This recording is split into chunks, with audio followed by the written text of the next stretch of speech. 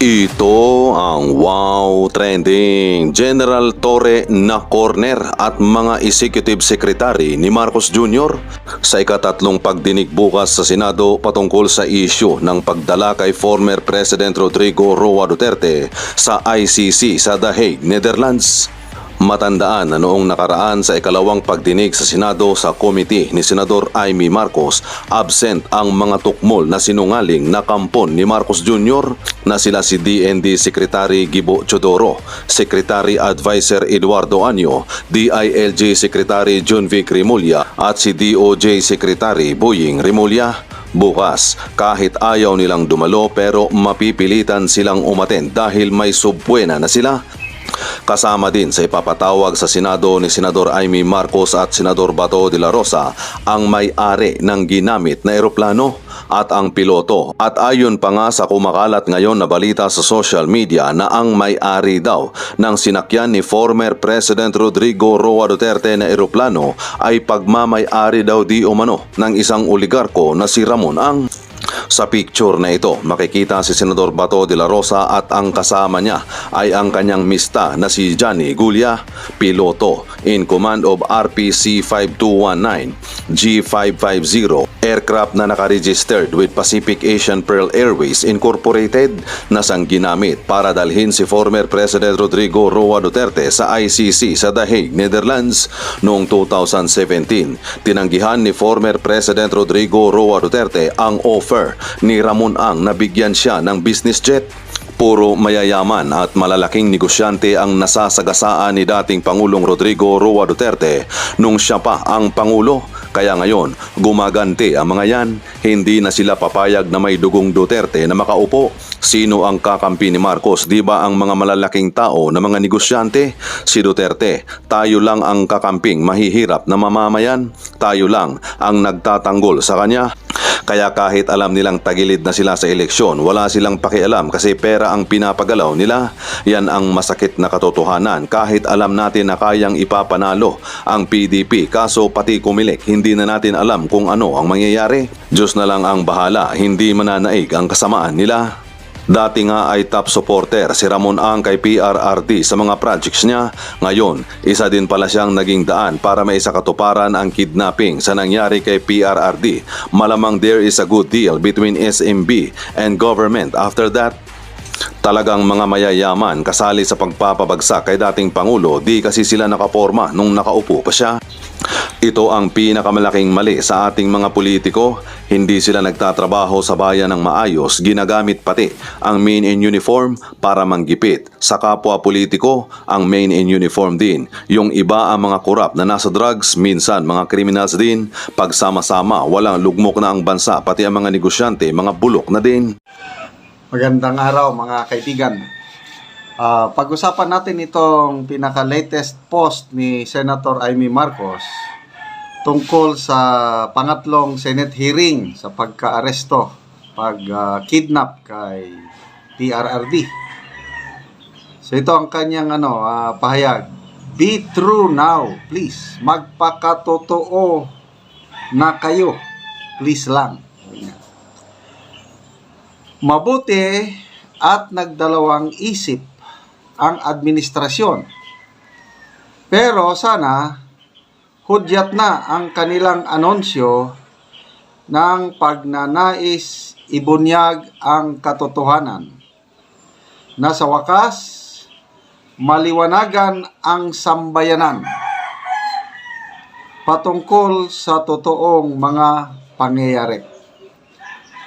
Binibigyan natin sila ng ikatlong pagkakataong magpaliwanag sa Abril 10. Huwag naman sanang mauwi sa pagkukubli o pakitang tao lamang.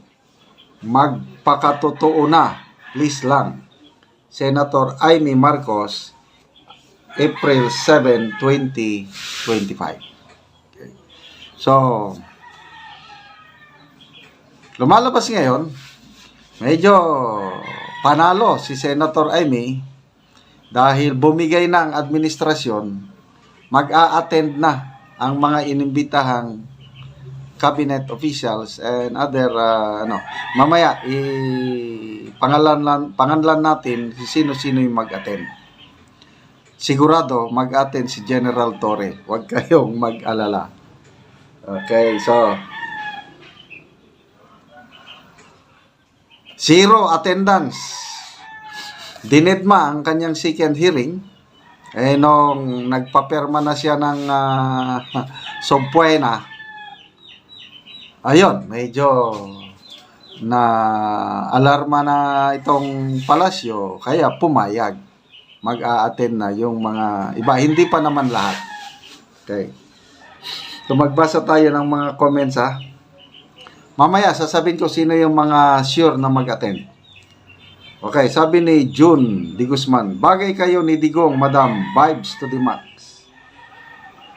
Glenn Oket Allen, ikaw pa rin number 1 senator ko. Tess Saman, mas importante siguro pagtuunan ng panahon ay ang kaso ni Sara. Payuhan na siya na not guilty siya sa kinurakot. Sunday Siren dyan, nakaka-disappoint po kayo. Bakit naman?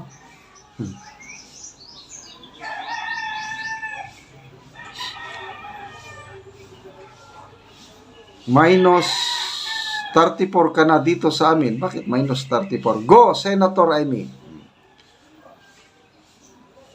Emba Isnaira, managot na ang dapat managot at makontempt ang dapat makontempt. Kung yun ang totoo, hindi lang pakita na nag-alala ka sa nangyari para maiboto ka. Palagay ko naman na kanya-kanya tayong pananaw ha. Hindi naman sa pangkuha ng boto itong ginagawa ni Senator Amy. Ako, naniniwala ako na gusto niyang ipaglaban ang katotohanan. Okay, so punta natin. Sino-sino yung mga mag-a-attend? Sandali ha. May post dito ni Teo Moreno.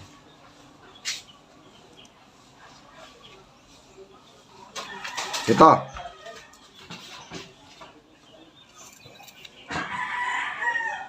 Teo Moreno 1 hour ago. Sabi niya, Malacanang through Attorney Claire Castro has confirmed that several high-ranking government officials may attend the next Senate hearing on the International Criminal Court arrest order against former President Rudy Duterte. According to Palace Press Officer Yusek Claire Castro, among those expected to join are, ito na mag-attend, Justice Secretary Jesus Crispin Remulla, Prosecutor General Richard Anthony Fadulion, dalawa na. Chief State Counsel Dennis R. Vinchan, tatlo. DFA Secretary Enrique Manalo, 4. PNP Chief Romel Marbil, 5. CIDG Chief Nicolas Torre, 6. Executive Director Anthony Alcantara of the Philippine Center on Transnational Crime, 7.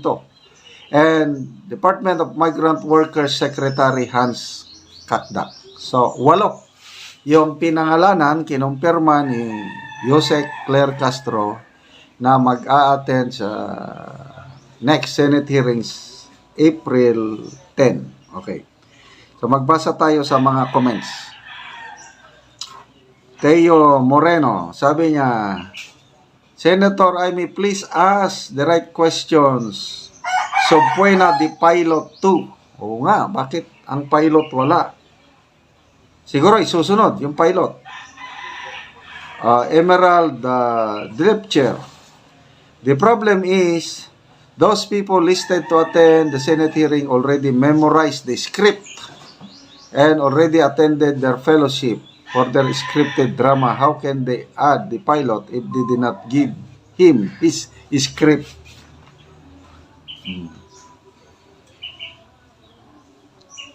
So, pilot ang